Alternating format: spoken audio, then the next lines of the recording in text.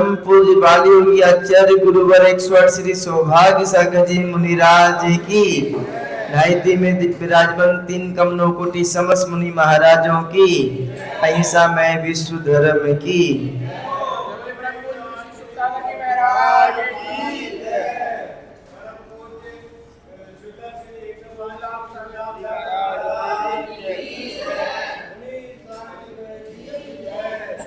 आज गुरु पूर्णिमा है।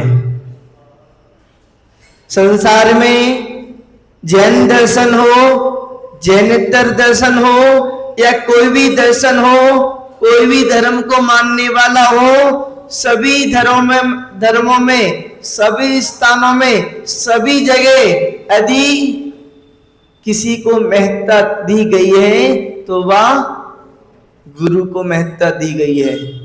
और गुरु के सामने भगवान को भी मुख्य नहीं रखा गया। ऐसा क्यों? भगवान के सामने गुरु को मुख्य रखा गया है और गुरु के सामने भगवान को, यदि भगवान और गुरु दोनों साथ में खड़े हुए हैं तो गुरु का इतना वर्णन किया है, गुरु की इतनी महिमा कही है कि यदि भगवान और गुरु साथ में खड़े हैं तो सबसे पहले प्रणाम करो, सबसे पहले नमस्कार करो, सबसे पहले दो तो गुरु को दो। जैनेतर में भी बोला गया है, गुरु गोविंद दो खड़े काके लागे पाओ, बलिहारी गुरु आप की गोविंद दियो बताए। गुरु और गोविंद खड़े हुए तो कौन के सबसे पहले धोख लगाए जाए? तो उन्होंने कहा सबसे पहले गुरु की धोख लगा जाए, क्योंकि गोविंद को यदि कोई बताने वाला है तो वह गुरु है। यदि गुरु नहीं होते तो अपना जीवन शुरू कैसे होता? हम तो संसार में घूम रहे होते, संसार में भटक रहे होते, दुखों को प्राप्त हो रहे होते, यदि गुरु नहीं होते। गुरु है तो आज हम भी कम से कम मोक्ष मार्ग में लगे हैं, और गुरु नहीं होते तो हम मोक्ष मार्ग में नहीं लग पाते, मोक्ष मार्ग की हमको प्राप्ति नहीं हो पाती।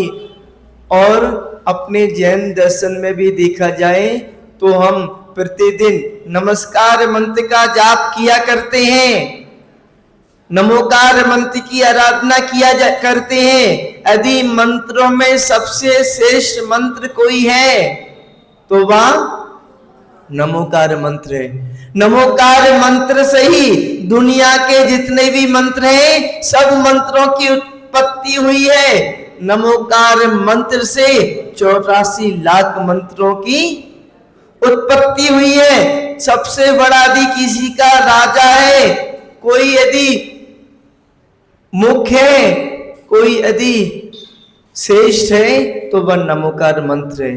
नमोकार मंत्र से श्रेष्ठ अच्छा बड़ा कोई मंत्र नहीं है। और नमोकार मंत्र में हम पंच परमेष्ठियों को नमस्कार करते हैं। पंच परमेष्ठी में से आप जी बताओ, अभी मंदिर में कितने परमेष्ठी हैं?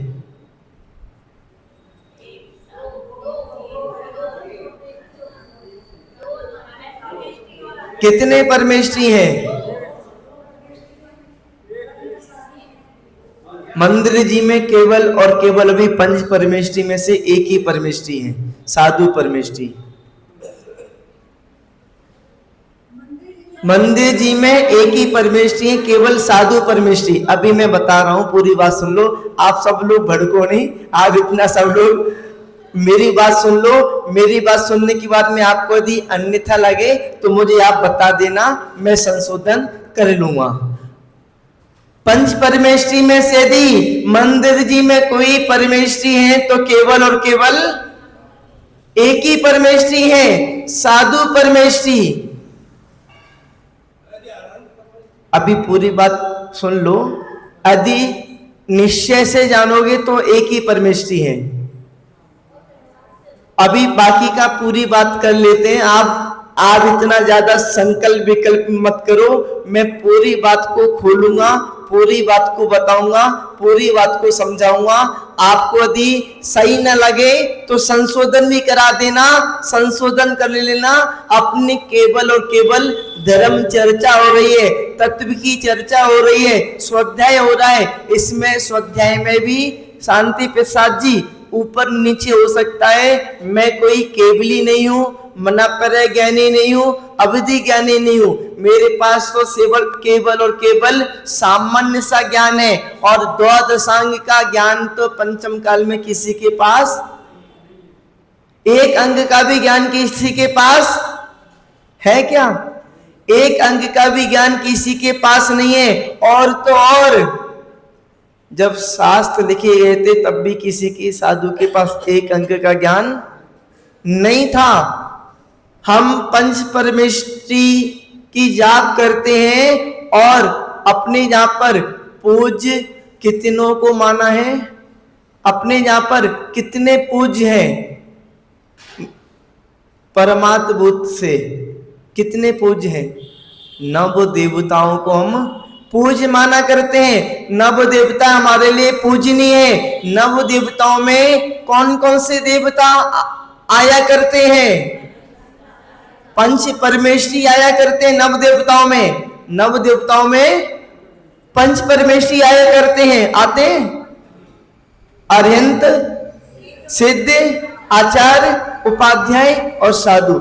नव देवताओं में पंच परमेष्ठी आया करते हैं, और पंच परमेष्ठी के अलावा 4 और इसमें जुड़ जाया करते हैं। इन पंच परमेष्ठी और अलग से 4 को जोड़ देते हैं तो नव देवता बन जाया करते हैं। पंच परमेष्ठी और उसके बाद में अलग से लिखा हुआ है जिन धर्म जिन आगम जिन चैत्य जिन चैत्यालय। अब ये बताओ कि जिन चैत्य किसको मानते हो आप लोग? जिन चैत्य भगवान को क्या मानते हो?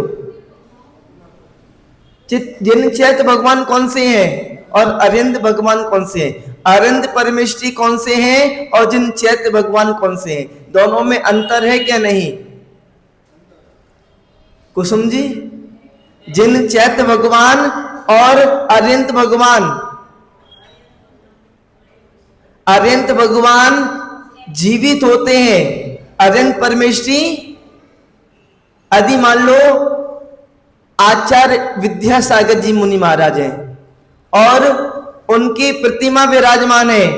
आचार्य विद्यासागर जी की तो समाधि हो गई।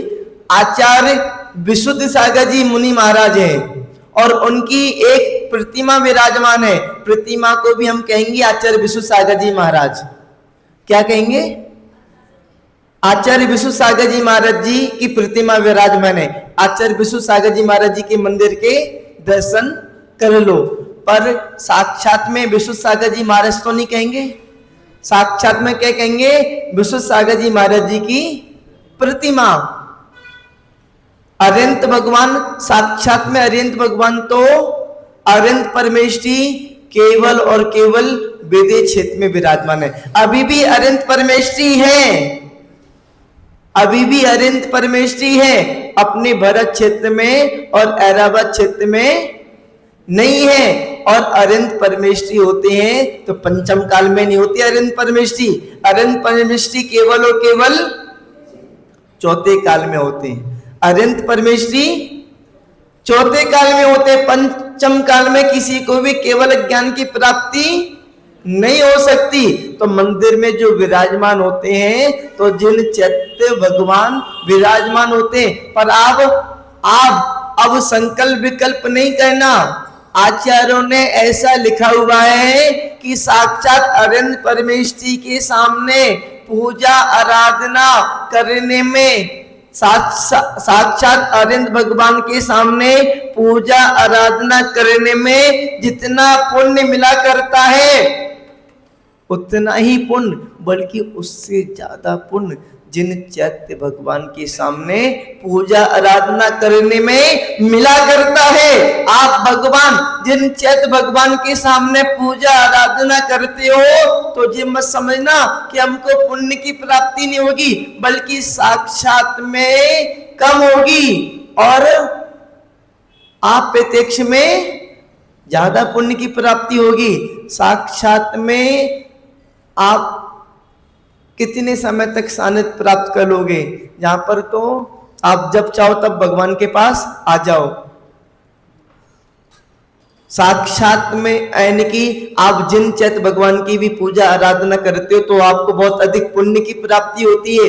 और तो और जो देवता होते हैं ना, वो भी जिन चैत्य भगवान की आराधना करने के लिए जाया करते हैं और ऐसे आराधना में लीन हो जाते हैं कि 8 दिन 8 रात 24 घंटे 8 दिन तक भगवान की आराधना किया करते हैं। चारों निकाय के देव अष्टानी का पर्व में नंदीश्वर दीप में 52 जिन चैत्यालों में जिन चैत्य भगवान की पूजा आराधना किया करते हैं। पूजा आराधना करने में कितना पुण्य का बंध हुआ होता होगा। इसलिए तो वैसे जो देव निकाय के देव है ना, वो साक्षात भगवान के पास भी जा सकते हैं। पर नंदीश्वर दीप क्यों जाते हैं? क्योंकि नंदीश्वर दीप में भगवान की प्रतिमा के सामने जो पुण्य का बंद होता है वो पुण्य का बंद कहीं नहीं होता। और रावण ने भी तो मंदिर जी में जिन प्रतिमा के सामने भगवान की भक्ति करते समय तीर्थंकर प्रकृति का तक बंद कर लिया, तो आपको कौन सा पुण्य का बंद नहीं हो सकता। रावण ने कहां पर भक्ति कर रहा था भगवान की? शांतिनाथ भगवान की प्रतिमा के सामने, शांतिनाथ भगवान के मंदिर में भगवान की भक्ति कर रहा था और मंदिर में भगवान की प्रतिमा के सामने भक्ति कर रहा था। भक्ति करते करते करते करते उसने तीर्थंकर प्रकृति का बंद कर लिया। तीर्थंकर भगवान के प्रतिमा के सामने भी भक्ति करते हुए तीर्थंकर प्रकृति का बंद हो गया। तो बाकी के बताओ कौन सा पुण्य कर्म ऐसा है जो हमको सबसे बड़ा तीर्थंकर प्रकृति बंद होता है? सबसे बड़ा नाम कर्म की कितनी प्रकृतियां हैं? 93 प्रकृतियों में। बाकी की जितनी भी पुण्य प्रकृति हैं, सबसे बड़ा पुण्य प्रकृति यदि कोई होती है तो वह तीर्थंकर पुण्य प्रकृति होती है। तीर्थंकर पुण्य प्रकृति के अलावा और इससे बड़ा कोई पुण्य नहीं होता। और तीर्थंकर पद की भी प्राप्ति होती है, अरण्य पद की भी प्राप्ति होती है, तो पुण्य के माध्यम से होती है। पुण्य फला अरण्यता, अरण्य पद की भी प्राप्ति होती है, तो पुण्य के प्रभाव से होती है, पुण्य के प्रताप से होती है। और आप यदि साधु भी बनोगे ना तो आपका पुण्य होगा, तभी साधु बन पाओगे। आप साधु तो बहुत बड़ी बात हो गई, आप छोटा सा नियम संयम में धारण करने की कोशिश करोगे तो आपके जीवन में, आपके खाते में यदि पुण्य होगा तभी आप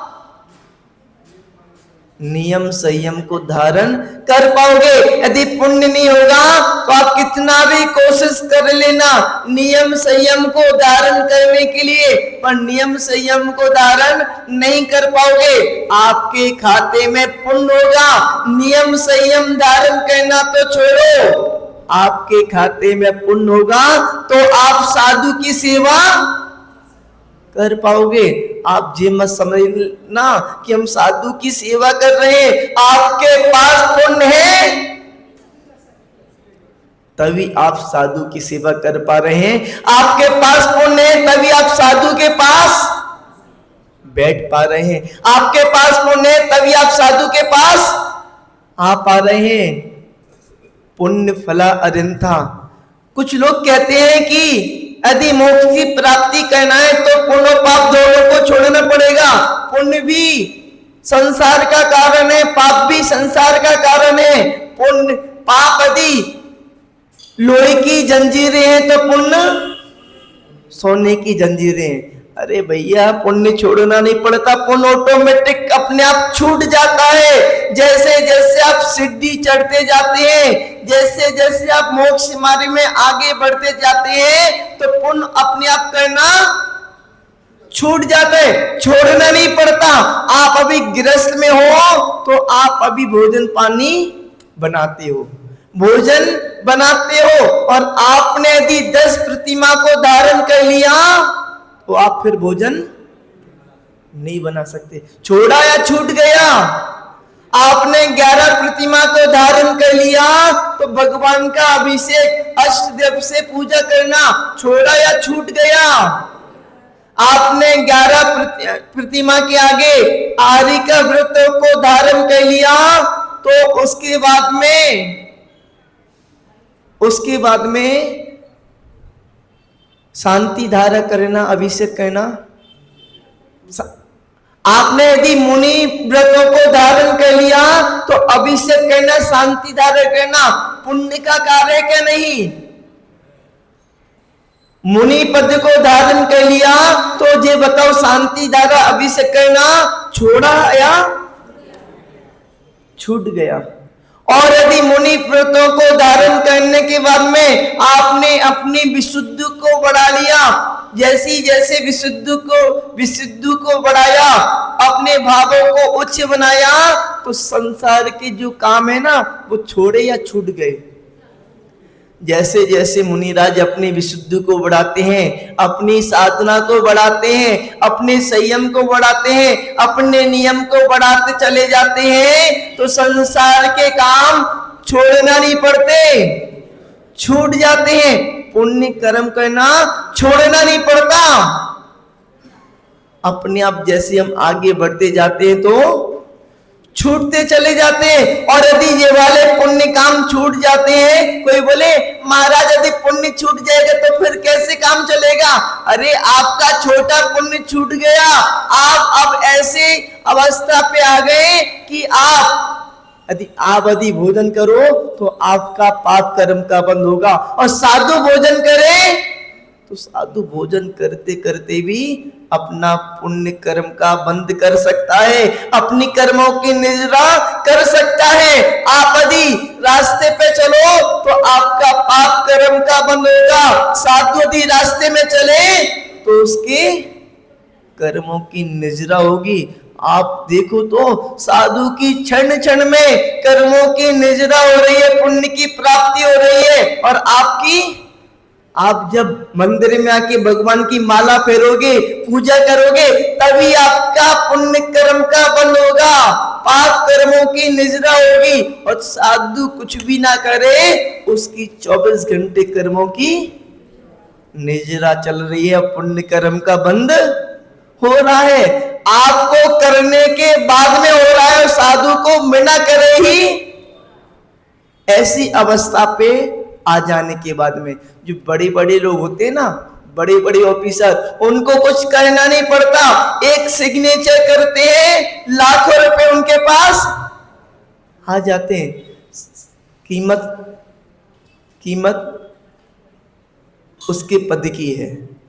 और कोई कितनी मेहनत करता है, कितना लिखता है, कितना कॉपी चेक करता है, कितना लगा रहता है, उसके बाद में भी उसको हजारों रुपए नहीं मिल पाते। आप 24 घंटे पूजा कर लेना भगवान की, आपको इतना पुण्य कर्म का बंध नहीं हो पाएगा, आपकी इतनी कर्मों की निजरा नहीं हो पाएगी जितना एक साधु 1 मिनट में कर सकता है। साधु 1 मिनट में कर सकता है, एक अंतर मुहूर्त में समस्त कर्म नष्ट हो सकते हैं। यदि चौथा काल हो तो चौथे काल में अंतर मुहूर्त में किसी को यदि शुक्ल ध्यान की प्राप्ति हो जाए तो अंतर मुहूर्त के अंदर समस्त कर्म नष्ट हो सकते हैं। अब कोई बोलेगा ऐसे कैसे हो जाएंगे इतनी जल्दी कर्मों का नष्ट? अरे भैया, बिल्डिंग बनाने में तो समय लगता है। आप यदि 20 मंजिला इमारत बनाओ तो कितना समय लगेगा? 20 मंजिला इमारत बनाने में, 25 मंजिला इमारत बनाने में, 148 मंजिल की इमारत बनाने में कितना समय लगेगा? आपको पता होगा, मुझे पता नहीं है, क्योंकि मैंने कभी इमारत बनवाई नहीं है। 2 साल में इतनी जल्दी बन जाएगी? लोगों को 4 मंजिल का घर बनाने में कम से कम 1 साल लग जाता है। अब नहीं लगता, अब 2 साल में बन जाती है। और इसको तोड़ना हो तो 7 सेकंड में इतनी जल्दी टूट जाती है, पता नहीं। यदि आपको इमारत खड़ा करना हो तो कितने साल लग जाते हैं, और तोड़ना हो तो तुरंत टूट जाती है। हमने अनादिकाल से कर्मों का बंद किया है, और शुक्ल ध्यान के माध्यम से अनादिकाल के कर्म। और आपको बता दें, शुक्ल ध्यान की प्राप्ति श्रावकों को नहीं हुआ करती है। कोई कितना भी कह दे हमको शुद्ध उपयोग की प्राप्ति हो जाती है, अरे आचार्यों ने तो मुनि महाराज को भी ये बोला कि आपको भी शुक्ल यानी कि शुद्ध उपयोग की प्राप्ति नहीं होती है। शुद्ध उपयोग की प्राप्ति होती है जब समस्त कसाएं समाप्त हो जाती हैं। आप बोले महाराज आपके कसाएं समाप्त नहीं हुई? अरे हमारे कसाएं समाप्त नहीं हुई क्या? अभी पंचम काल में किसी भी मुनि महाराज की कसाएं समाप्त नहीं हो सकती। क्यों नहीं हो सकती? क्योंकि कसाएं कौन से गुण स्थान तक होती है? कसाएं कौन से गुण स्थान तक होती है? हाँ, कौन से गुण स्थान तक होती है? 10वें गुण स्थान तक होती है। आप, मुझे लगता है, मुझे तो यही पता था कि आप सब लोग विद्वान हैं, पर मुझे ऐसा लगता है कि आप सब लोग विद्वान तो हैं, पर आप सब लोगों ने मोटे मोटे शास्त्र पढ़े हैं, और मैं आप सब लोगों से छोटी छोटी बातें पूछ रहा हूं। आप सब लोगों ने मोटे मोटे शास्त्र, आप सब लोगों ने मूलाचार, भगवती आराधना पढ़ा हुआ है, और मैं गवर्नमेंट सार की बात पूछ रहा हूं, तत्वा सूत्र की बात पूछ रहा हूं, है ना? आप लोगों ने भगवती आराधना पढ़ा है ना, मूलाचार पढ़ा है ना, मोटे मोटे साथ पढ़े हैं। तो जो कसाई होती है वो 10वें गुण स्थान तक होती है, सूक्ष्म सांप्राय नामक 10वें गुण स्थान पे होती है, और 11वां गुण स्थान जब आता है ना, 11वां गुण स्थान आता है, जो साधु यदि अपनी 2 श्रेणी होती है, एक तो छपक श्रेणी होती है, दूसरी उपसम श्रेणी होती है। जो उपसम श्रेणी चढ़ता है साधु, वो 11वें गुण स्थान में जाता है, 12वें गुण स्थान में नहीं जाता। उपसम श्रेणी चढ़ने वाला साधु, आप लोगों को समझ आ रहा है ना? ऐसा तो नहीं कि ये उल्टा सीधा हो रहा है। बाद में चतुर्मास में सब चीजें बता देंगे आपको धीरे धीरे। अभी आप यदि सुन भी रहे हो ना, तो इसे समझ लो कि आप यदि शास्त्रों की बातों को सुन रहे हैं, तत्व की चर्चा को सुन रहे हैं, तो आपकी सबसे अधिक कर्मों की निजरा हो रही है। मैंने कल ही भी बताया था, क्या बताया था? कि यदि सबसे ज्यादा यदि कर्मों की निजरा होती है, यदि अपने कर्म करते हैं तो कैसे करते हैं? तप के माध्यम से करते हैं। तप के माध्यम से सबसे अधिक कर्म कटा करते हैं, और तप में सबसे बड़ा कोई तप हुआ करता है तो स्वाध्याय परम तपा। स्वाध्याय करना, और जो अपना चल रहा है ना, तो ये स्वाध्याय है। ये कोई आप फालतू की चर्चा नहीं है, और हम फालतू की चर्चा करते भी नहीं है।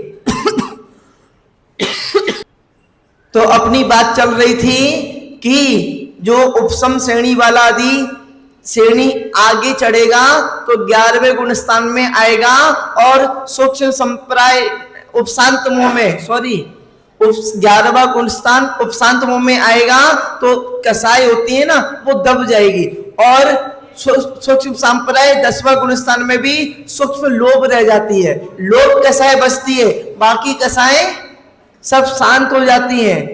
उपसम श्रेणी वाले की। और छायक श्रेणी वाला होता है ना, तो छायक श्रेणी वाला 10वें गुण स्थान के बाद में सीधे 12वें गुण स्थान में आएगा, यानी कि क्षीण मोह, यानी कि समस्त कसायों को नष्ट कर देगा। जब समस्त कसाय नष्ट हो जाएगी तो उसको तुरंत ही 13वां गुण स्थान अरंत पद की प्राप्ति हो जाएगी, केवल ज्ञान की प्राप्ति हो जाएगी, केवल ज्ञान हो जाएगा 11वें गुण स्थान 13वें गुण स्थान में केवल ज्ञान की प्राप्ति हो जाएगी। और केवल ज्ञान की प्राप्ति होने के बाद में जब मोक्ष की प्राप्ति होगी तो थोड़े से समय के लिए 14वें गुण स्थान में जाएगा।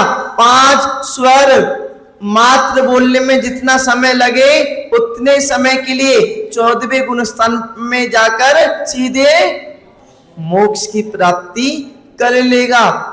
पंचम काल में ये सब संभव नहीं है। तो अपने मंदिर में कितने परमेष्ठी विराजमान है? अभी एक परमेष्ठी विराजमान है। बाकी का जो मंदिर में विराजमान है, जिन चैत्य भगवान विराजमान है। कौन से? जिन चैत्य भगवान विराजमान है। पर अपन अपनी भक्ति से अरंत भगवान भी, अरंत परमेष्ठी भी बोल दिया करते हैं। किसी प्रकार का कोई दोष नहीं, भगवान की भक्ति करने में किसी प्रकार का कोई दोष नहीं। अपनी अपनी व्यवस्था से, अपनी अपनी अवस्था से सब लोग भगवान की भक्ति किया ही करते हैं। इसमें किसी प्रकार का कोई संकल्प विकल्प नहीं है। मैं अपनी बात बता रहा था कि आज गुरु पूर्णिमा है और गुरु पूर्णिमा में सबसे पहले स्थान यदि किसी का रखा गया है तो वह गुरु का रखा गया है। और पंच परमेष्ठी में भी सबसे बड़े परमेष्ठी कोई हुआ करते हैं तो वह सिद्ध परमेष्ठी हुआ करते हैं। सिद्ध परमेष्ठी हुआ करते हैं। पंच परमेष्ठी में सबसे बड़े सिद्ध परमेष्ठी हुआ करते हैं। उसके बाद में अरंत परमेष्ठी हुआ करते हैं। उसके बाद में बाकी के क्रम से तीनों परमेष्ठी, आचार्य परमेष्ठी, उसके बाद में उपाध्याय परमेष्ठी, उसके बाद में साधु परमेष्ठी। पर यदि सिद्ध परमेष्ठी बड़े हुआ करते हैं उसके बाद में भी हम सिद्ध परमेष्ठी का, सिद्ध भगवान का नाम बाद में लिया करते हैं। ऐसा क्यों? क्योंकि हमारे ऊपर अरंत परमेष्ठी का उपकार है। अरंत परमेष्ठी को भी गुरु संज्ञा दी गई है। जिन्होंने हमको ज्ञान दिया, जिन्होंने हमको मोक्ष मार्ग बताया, वो कौन है? अरंत परमेष्ठी तो है। यदि अरंत परमेष्ठी, अरंत भगवान हमको मोक्ष मार्ग नहीं बताते, सिद्धों के बारे में नहीं बताते, धर्म के बारे में नहीं बताते, तो हमको कैसे पता था कि कौन सा धर्म है, कैसा धर्म है, कैसे सिद्ध है, कैसा सिद्धालय है, कैसा मोक्ष है? हमको कैसे पता था? कौन से तत्व है, कौन से द्रव्य है, हमको क्या पता था? हमको जितना भी कुछ पता पड़ा है ना, तो ये सब भगवान महावीर स्वामी की देशना है। भगवान महावीर स्वामी ने ही बताया है। और भगवान महावीर स्वामी ने बताया है तो भगवान को सबसे पहले नमस्कार किया है, उसके बाद में सिद्धों को नमस्कार किया है। तो जहां पर भगवान ने हम सबको मोक्ष का मार्ग बताया तो इसलिए भगवान को सबसे पहले नमस्कार किया। नमो हरि अंतरम। और सिद्धों के बारे में बताया है इसलिए सिद्धों के बारे में हमको कैसे पता पड़ता? इसी प्रकार गुरु ने हमको मार्ग बताया है। अपने पास जितना भी ज्ञान है, कैसे ज्ञान है, कैसे ज्ञान है अपने पास? यदि मान लो भगवान ने तो बता दिया और यदि आचार्य महाराज शास्त्रों में नहीं लिखते तुम्हारे पास क्या ज्ञान था?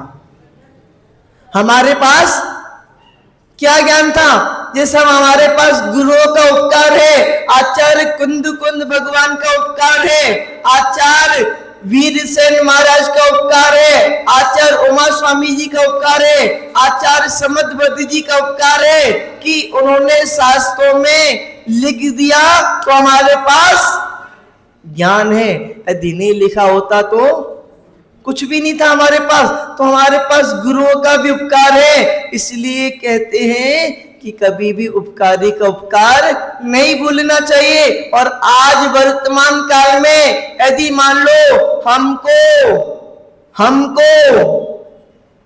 सम्यक्त्व का बोध कराने वाले हैं, चारित्र का बोध कराने वाले हैं, धर्म का बोध कराने वाले हैं, धर्म को सिखाने वाले हैं, धर्म को बताने वाले हैं, तो वह कौन है? मुनि महाराज हैं। आज से कुछ साल पहले जब मुनि महाराज नहीं हुआ करते थे तो लोग धर्म के बारे में समझते नहीं थे। लोग सोचा करते थे कि शास्त्रों में तो लिखा हुआ है कि हमारे गुरु ऐसे होते हैं, दिगंबर होते हैं, 24 घंटे में एक बार आहार लेते हैं, केचलोस करते हैं, पर कभी दिखाई नहीं देते। लोग तो प्रश्न लगाते थे कि आज के समय में छोटा सा बच्चा भी नग्न अवस्था में नहीं खड़ा होता। छोटा सा बच्चा होता है ना, उसको यदि आप चड्डी हटाकर नग्न अवस्था में खड़ा कर दो तो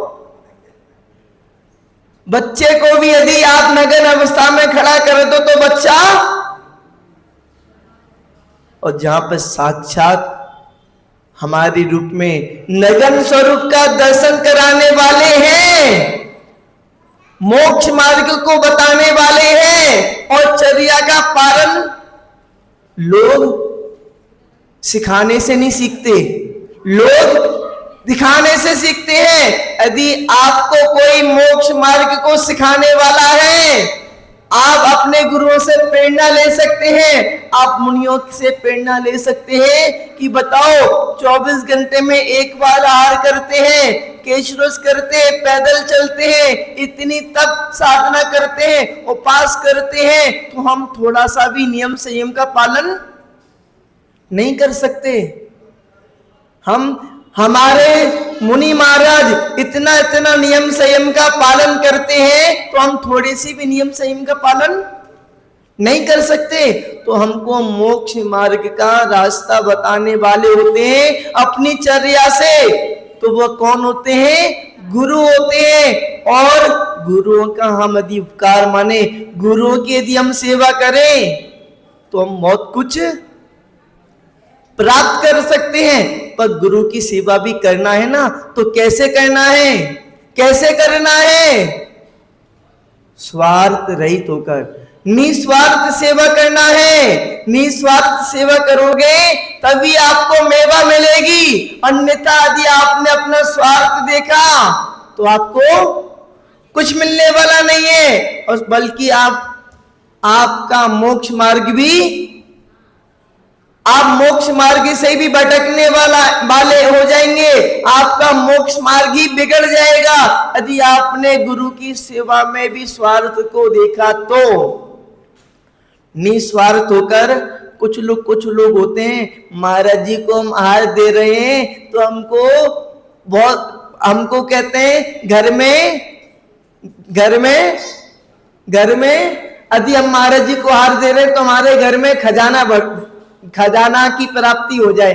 अरे मुनि महाराज को कि खजाना प्राप्त करने के लिए आहार दे रहे हो? आपको यदि आहार देना है तो अपने आत्मा के खजाने को प्राप्त करने के लिए आहार दो। आपको यदि मुनि की सेवा करना है तो अपने आत्मवैभव को प्राप्त करने के लिए, अपने आत्मा के गुणों को प्राप्त करने के लिए आप गुरुओं की सेवा करो, ना कि संसार के धन दौलत को प्राप्त करने के लिए आप गुरुओं की सेवा करो।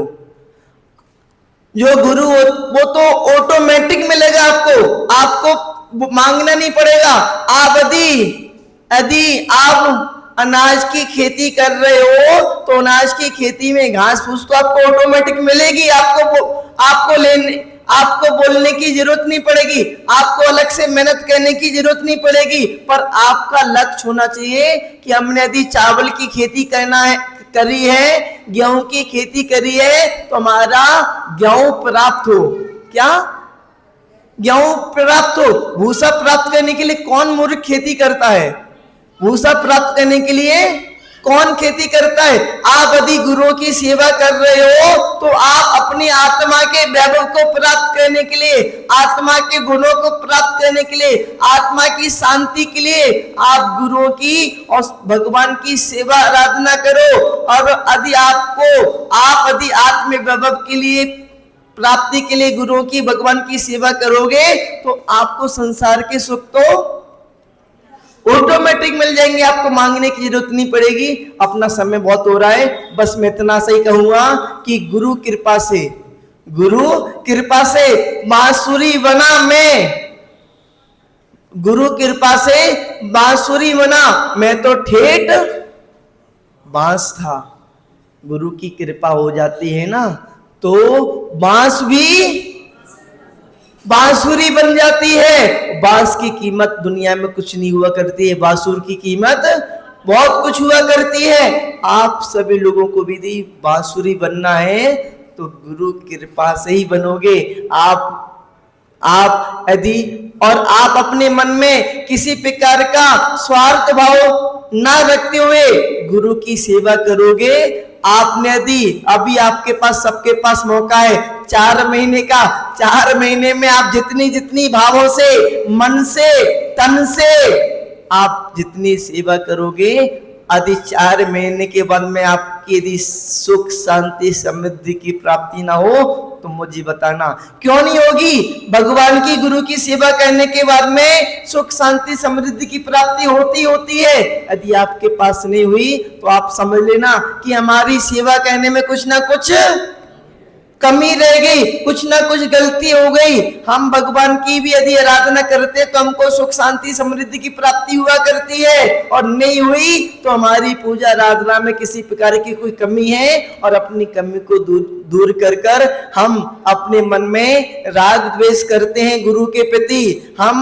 हम गुरु के सामने यदि झूठ बोला करते हैं, छल कपट किया करते हैं, मायाचारी किया करते हैं और सेवा भी किया करते हैं, तो समझ लेना सेवा की मेवा नहीं मिलेगी, बल्कि झूठ बोलने का, मायाचारी करने का, छल कपट करने का पाप आपके सर में बंध जाएगा। तो ध्यान रखना, गुरु के सामने मायाचारी, झूठ, छल कपट रहित होकर सेवा करोगे तो मेवा मिलेगी। और आप यदि सेवा कभी करते जाओ, झूठ भी बोलते जाओ, छल कपट भी करते जाओ, तो आपको कुछ मिलने वाला नहीं है। 0 सन्नाटा।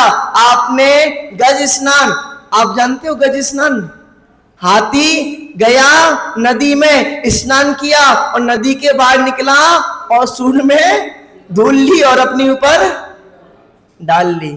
आपने खूब अच्छे शैम्पू, साबुन इत्यादि लगाकर स्नान किया और कीचड़ में जाकर लौट गए, तो आपका स्नान करना व्यर्थ हो गया।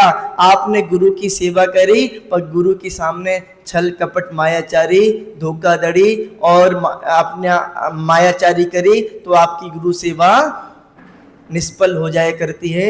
आज के लिए समय इतना ही। आज गुरु पूर्णिमा है तो अपनी संसार में जो माँ है ना, माँ वो अधूरी माँ है। वो अपन ने संसार की माँ तो कितनी बना ली, पर अभी तक हमने गुरु को अपनी माँ नहीं बनाया।